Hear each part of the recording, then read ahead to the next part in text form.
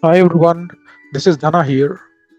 By the end of this session, you will get a high level overview of what Model Context Protocol is, and also you will understand how to use Model Context Protocol server with OpenAI as the LLM. Well, the basic agenda is going to be like this. We'll talk about why MCP, why somebody created MCP, what problems is it addressing, and how. And then I will showcase some Python code related to creation of MCP servers and creation of MCP clients. We'll also talk about MCP inspector, and I will also talk about various different context types like tools, resources, and prompts. We'll also discuss about SSE versus STDIO, which are two basic transportation implementations. And then I will show the Python code related to how to use MCP server with OpenAI as the LLM. Eventually, we will also talk about how to access existing MCP servers as part of our Python code.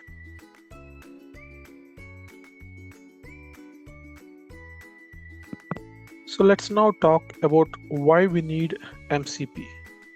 Let us consider a hypothetical scenario. I am working for a company called Dhana International. I and set of people together, we invented a formula. Now I want this formula to be used as part of my LLM such that I can ask some questions through the prompts and the LLM generates the appropriate answers. Let us consider this particular example.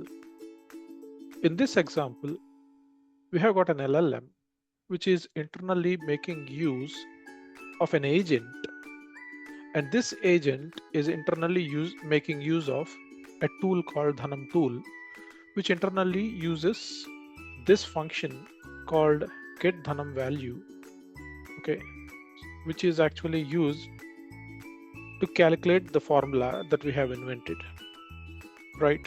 So that's how LLM interacts with the agents so that it internally uses the tools to get the appropriate value which is not known to the LLM.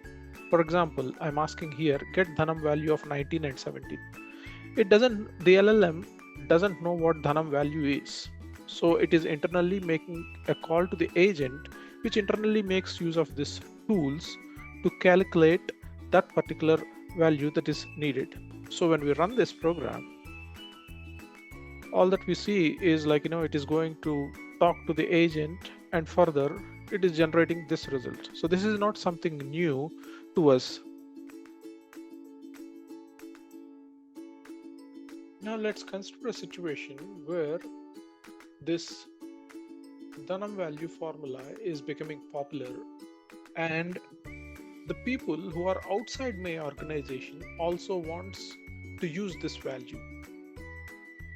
The problem is I cannot share this code as it is to them, or I cannot share this function as it is to them because it's my company's proprietary. Now the challenge is I need to come up with some kind of a way where I can share this particular tool over the net so that people can somehow access it. So what problems does MCP address? It provides us with a way so that the context like tools, prompts, resources can be shared. And it uses a common protocol that is some set of standards to share the information over the web. Also, it provides the metadata shared by the server, that is the list of tools, prompts, and resources. This is called reflection. So enough of theory. Let's start creating an MCP server and see things in action. Okay, let's look at the code. Let's see how we can actually create an MCP server and an MCP client. Okay, so I'm inside my PyCharm IDE. You can use any IDE of your choice, but I prefer PyCharm. and I have written the entire code in Python. So I have got this requirements.txt where this MCP client is going to play the crucial role. So you need to install this MCP client. You need to have this OpenAI agents, and you need to have this OpenAI. But these two are optional. Okay, so let's see the MCP server, how to create this MCP server.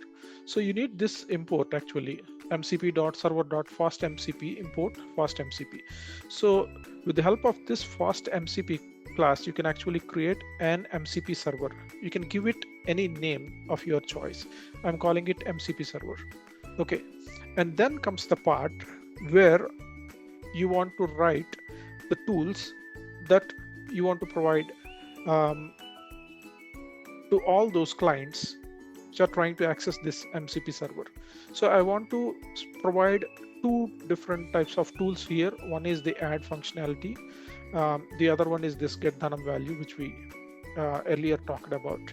So with the help of this annotation, this annotation, you can actually provide this function as a tool to the MCP client. So now the MCP client can invoke this MCP server and make a call to this MCP tool with the help of this name. We'll see how that works. And not just tools, actually, you can also provide some static resources. So you see resource colon / some static resource. And you can also see mcp.resource. And this is like greeting colon / name, where you can pass some dynamic value over here. Consider it like a path parameter. Okay, you can also expose some kind of prompt so that the end user can use the existing prompts rather than writing their own prompts. So these are the three general things, like you can have tools, you can have resources, and you can have prompts, which are the type of the context that we generally share. Of course, there are something else called samplings and other things. I'm not getting into that. I will do another video on that thing. But for time being, this is the way how you create a specific server. Now let's run this server. Okay, so you can see that this particular server is running on 8000, right? So if you go here, when you say /SSE, by the way, SSE is the transportation mechanism that I'm using over here. So if you see the okay, so for time being, I'm specifying this as the transportation mechanism is SSE. You can also use something called STDIO. I will talk about this a little bit later, but as of now, we are using this SSE, okay, which is like using the transportation mechanism from a client server kind of a setup. Okay, so now I want to see whether this particular server is working or not. So I'm making a call to this MCP over here. I'm making a call to MCP dev MCP/MCP server. So when I make a call to this thing, something called my MCP inspector gets called. And what is this MCP inspector? If you consider this MCP server like if I try to draw an analogy between this MCP as well as REST API, this MCP server acts like my REST API server. This MCP client acts like a REST API client, and this MCP inspector is like your Swagger. I'm just trying to draw the analogy. Okay, don't take it literally.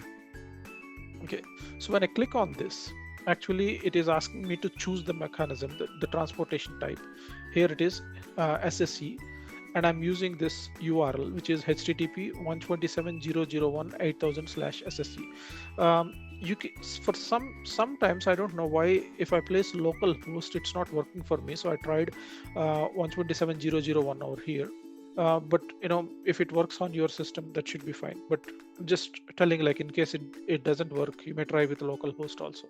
So when I click the connect, actually you can see the list of all the tools, and here you can actually see all the tools that are available, that are provided over here. So I select this thing. I can have 14 and some 5, and I say run this tool. I get this value over here.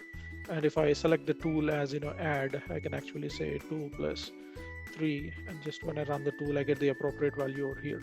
Similarly, you can see all the prompts that you have got. Okay, so this is like, you know, enter your code. So when you actually enter the, you can actually get the prompt. Okay, I think it is missing the required argument. So I think I need to provide enter code, print something. God is great. Okay, then I can say, so this becomes my prompt over here, right? Please review this code. So whatever code that you write over here, that's going to be becoming part of your prompt over here.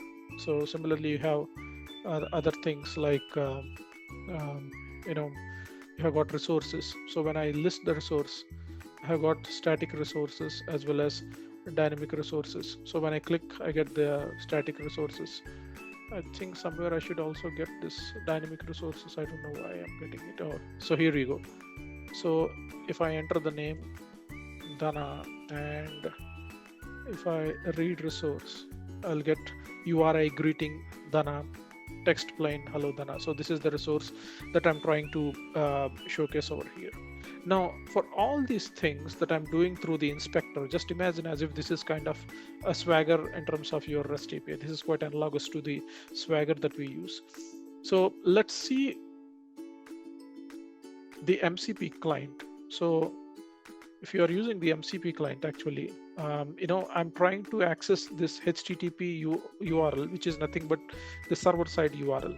Well, in a real-time scenario, it will not be on your local host. It will be hosted somewhere in the cloud or somewhere on the on-premise, based on where your customer actually wants to. So here, so your customer may host it somewhere, and he exposes that URL to you, and you will be using that URL over here, just like the way how you use your RESTful API endpoint. So if you try to draw the analogy, you are actually trying to access the MCP server URL over here with the help of the endpoint, which is exposed somewhere on their cloud, and you use that URL over here. And you can see this is all asynchronous functions, right? So I'm making a call to a function which is asynchronous, and you can see that with SSC client as streams, right? So the response as a stream is used again inside the client session, which again I'm calling it as session over here. So I'm trying to use this await session initialize. So this is trying to establish this session between the client and the server. And you can see here I'm saying tools await session.list tools. This concept is called reflection. Reflection gives you the list of all the tools, the list of all the resources. So you see here again, I specified here await session.list resources. Okay, and again session.list prompts. So these are reflection code which actually talks about the metadata. Okay, it lists all the tools, it lists all the resources, it lists all the prompts that you have got. Okay, so using these tools, okay, you can make a call to the appropriate tool, add get dhanam value. You specify whatever arguments that you want, and you can actually list the resources, and you can actually read those resources, and you can also get the appropriate prompt, which can be again used further as part of your LLM. Okay, so this entire function, this entire main, this entire run function, I'm actually calling it through the main using async IO run function. Okay, so once I run this, actually, you'll see. Okay, let me run this.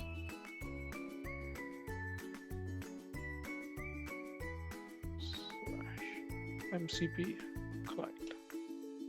Yeah. See now, it's actually providing the tools are so and so. It is explaining actually what are all the tools, and it made a call to the add tool here, and it gave the result of 4 + 5 as 9. It made a call to the get dhanam value, and it gave the value of 4 and 5 as -23. Similarly, it's giving the list of all the resources, and it's actually invoking the static resource over here and the dynamic resource. Similarly, it's also making calls to the prompts. So that's what MCP in a nutshell is. Now we will also see how to use OpenAI in tandem with this MCP server.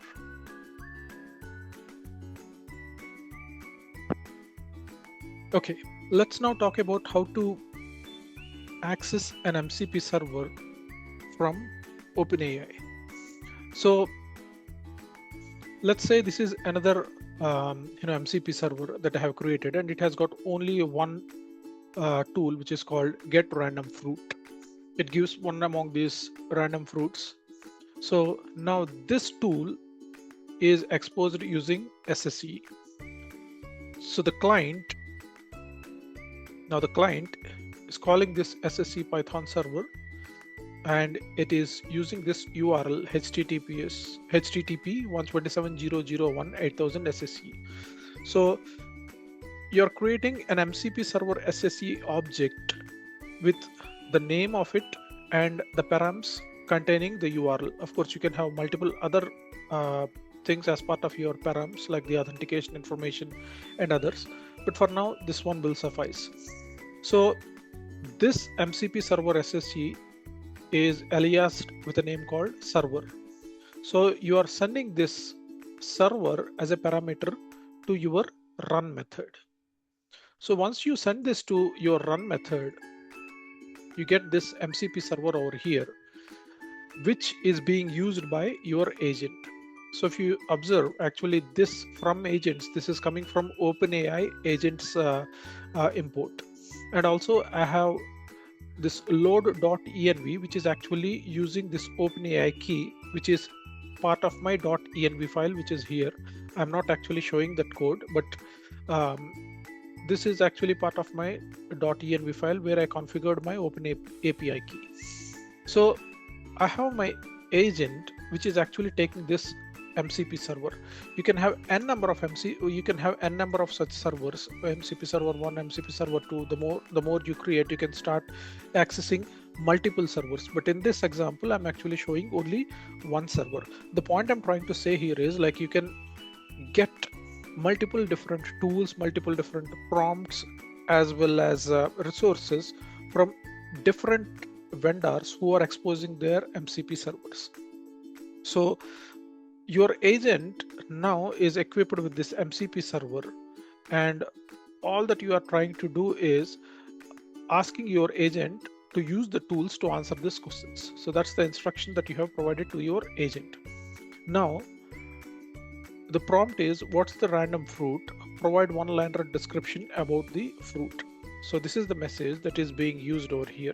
So what we are trying to do is run this particular agent, okay, with this particular message. So it's asking what's the random fruit and provide one-liner description about it. So internally what it is doing, the OpenAI LLM doesn't know how to compute or how to extract this random fruit. So it makes use of this what you call the MCP server and the tool that is inside it, which is the get random fruit, and it uses it and it extracts it and it provides a one-liner description about it. So we are running this in asynchronous IO fashion. So this entire code is run as asynchronous functions. So when the run function is called, it is actually calling this main, where you are creating the server and you're passing this server further to your run method over here. Okay, so let's see this in action. I have got this server already started over here, and I'm running this MCP client. So it's asking what's the random fruit, provide one-liner description about the fruit. So the random fruit is mango. Mango is juicy, tropical fruit, or it's sweet and tangy. So it's often referred to as king of fruit. So it gives some kind of a random description about it. Now when I run it one more time, actually it is it will extract banana this time, and it it talks something about it. So that's the whole point, how you can actually refer to an MCP server which is exposed by some vendor. You can start accessing it as part of your client, and you can use it in tandem with your LLM so that you generate the necessary information that you want. So the next important topic that we are going to talk about is transport mechanisms. There are basically two transport mechanisms. One is the STDIO transport mechanism and the other one is SSE. We have seen this SSE, but let's talk about STDIO first. STDIO is basically used for standard input output as a means of communication. So it is ideal for local processes, IDEs, and other command line tools. Generally, we don't use this much except for the sake of debugging purposes. So what we use is SSE, which stands for server sent events. Basically, this is used with the help of HTTP post for client to server messages. So if you remember earlier, here we used to use SSE. So now I'm going to change this from SSE to STDIO. So let's run the inspector and see how this behaves when I use STDIO. Okay, so when I use STDIO over here, you can see that it's by default coming to STDIO, and I'm using a command line tool called UV. Okay, and I'm passing the appropriate arguments to run this particular server. So I connect to this, and as I connect, I can actually see the list of all the tools, the appropriate prompts over here, and the resources, which are both static as well as dynamic.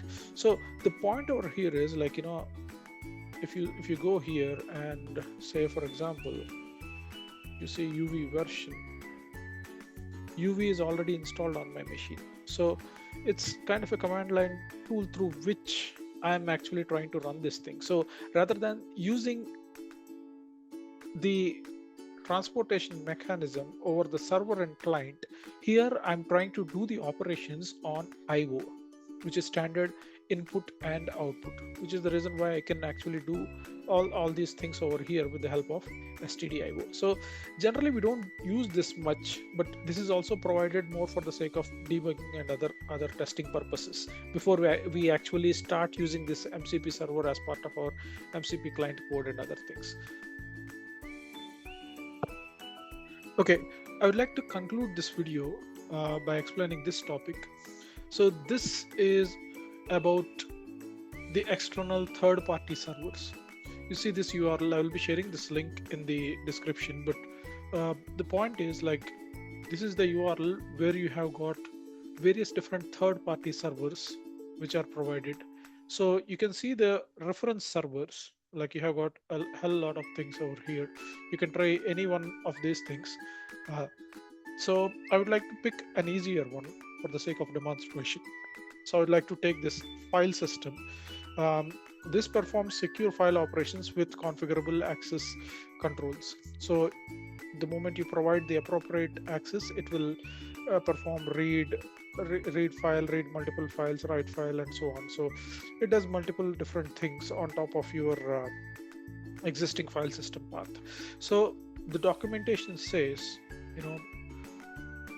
if you are using Docker, use this. If you are not using Docker, if you are using NPX for that matter, I'm using NPX in my case. So I have got Node installed on my machine. So I'm copying this thing and I'm moving to cloud over here. Sorry, in fact, cursor over here. So I got cursor installed on my machine and I'm performing Control-Shift-P and I'm going to the cursor settings over here. And inside the cursor settings, you can see this MCP where you can add a specific MCP JSON here. So inside this JSON, I would like to use a specific path, say this one. Okay, it's not coming over here somehow. /users and my name and then learning. So now that I have used this thing, so I got this newly added MCP server over here, and now I can use it as part of my chat agent. Okay, so let's say I would like to list all the folders inside learning. Okay, and I'm hitting the click button, and I need to accept this. So the moment I accepted it, it's calling the MCP tool here, and it's providing the list of all the folders that are there inside my learning here. So maybe I will ask some other questions like, what are the various .txt files in the learning folder, and let's see what results are we going to get. So accept this, actually using the search file method over here, and it is trying to extract some of the results. It's taking a while. So okay, it generated certain content. So anyways, the point I'm trying to say here is, like, you have got the third party what you call this, third party model context protocol servers, which you can actually enable as part of your cursor or other third party tools like cloud desktop and other things. So with this, I would like to conclude this session here, and I would like to create another video where I would like to talk about the caching mechanism that is provided by OpenAI with MCP, and I would like to talk about sampling and also some things related to something related to sampling as well. So stay tuned. We'll see you very soon. Thank you.